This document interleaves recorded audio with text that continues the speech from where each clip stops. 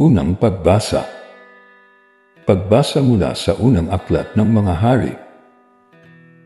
Nang matanda na si Solomon, nahikayat siya ng kanyang mga asawang taga-ibang bansa na sumamba sa kanilang mga Diyos-Diyusan.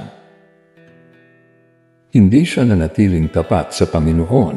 Hindi niya sinundan ang halimbawa ni David na kanyang ama. Sumamba siya kay Astarte, ang diyosa ng mga Sidonyo, at kay Nicom, ang kasuklam-suklam na Diyos-Diyusan ng mga Amonita. Ginawa nga ni Solomon ang ipinagbabawal ng Panginoon, at hindi niya sinundan ang halimbawa ng kanyang amang si David na naglingkod ng buong katapatan sa Panginoon. Sa burol na nasa silangan ng Jerusalem ay nagtayo siya ng mga sambahan. Para kay Simos, ang karumaldumal na Diyos-Diyusan ng Moab, at para kay Malok, ang kasuklam-suklam na Diyos-Diyusan ng mga Amonita. Ipinagpagawa niya ng kanya-kanyang mga dambana ang mga Diyos-Diyusan ng lahat niyang mga asawang dayuhan, at ang mga ito'y nagsuob doon ng kamanyang at naghain ng mga handog. Nagalit ang Panginoon kay Solomon dahil sa ginawa niyang ito. 2 beses na napakita sa kanya ang Panginoon at pinagbawalan siyang maglingkod sa mga Diyos-Diyusan. Ngunit hindi niya pinansin ang Panginoon.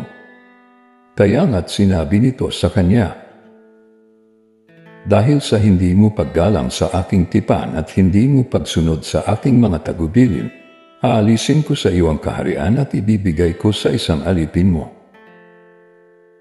Ngunit alam-alam kay David na iyong ama, hindi ko gagawin ito sa panahon mo, kundi sa panahon ng iyong anak.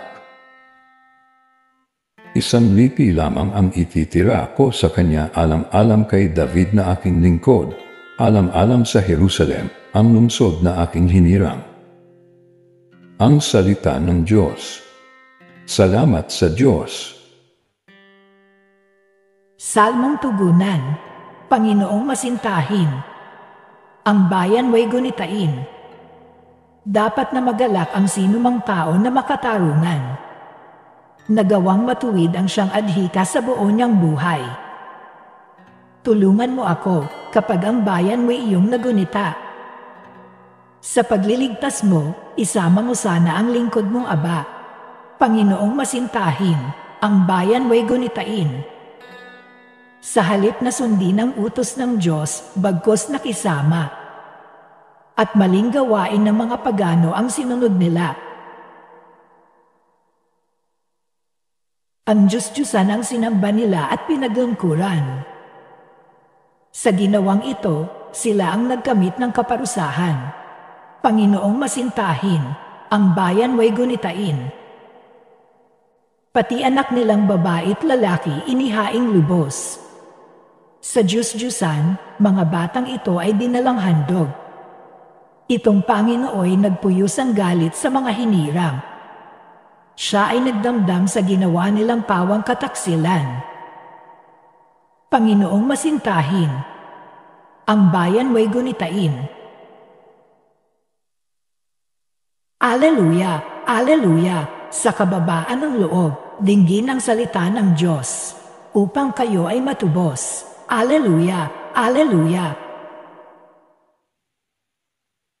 Ang mabuting balita ng Panginoon ayon kay San Marcos. Noong panahong iyon, nagtungo si Jesus sa lupain ng Tiro at tumuloy sa isang bahay doon. Ayaw sana niyang malaman na naroon siya, subalit hindi gayon ang nangyari. Ang pagdating niya ay nabalitaan ng isang inang may maliit na anak na babaeng inaalihan ng masamang espiritu. Pumunta siya agad kay Jesus at nagpatira pa sa kanyang harapan. Ang babaeng ito ay hentil, tubo sa Sirofenica. Ipinamanik niya kay Jesus na palayasin ang demonyo na nasa kanyang anak. Ngunit sinabi ni Jesus, kailangang busogyan muna ang mga anak. Hindi dapat kunin ang pagkain ng mga anak upang ihagis sa tuta. Tunay nga po.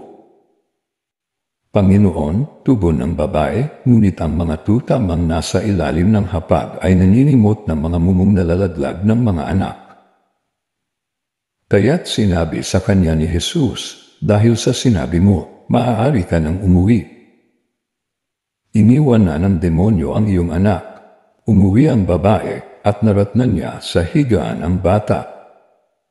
Iniwan na nga ng demonyo. Ang mabuting balita ng Panginoon. Pinupuri ka namin, Panginoong Hesukristo.